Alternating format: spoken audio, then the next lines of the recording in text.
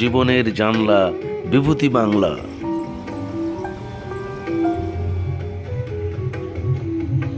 এই যে ফুলটা দেখছেন, এই ফুলটার নাম হচ্ছে লঙ্কা জবা, মরিচ জবা, বধূ জবা। আমাদের ছোটবেলার অনেক ইতিহাস, অনেক স্মৃতি এই ফুলটার সঙ্গে জড়িয়ে আছে।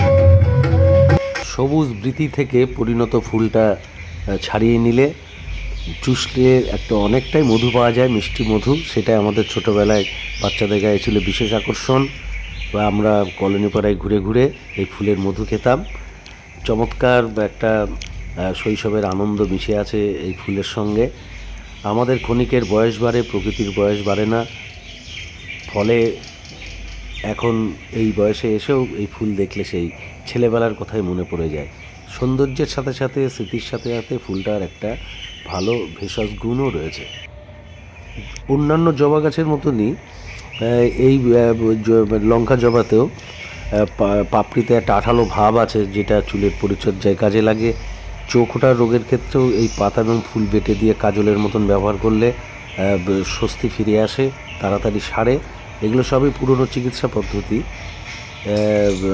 চিকিৎসকের কাছে পরামর্শ নিয়ে তবেই এটা করা উচিত। আর আমাদের এই দেখেন ফুলটা এর মতন দেখতে, লঙ্কার মতন, সেই জন্যে এটার নাম লঙ্কা জবা, মরিচ জবা।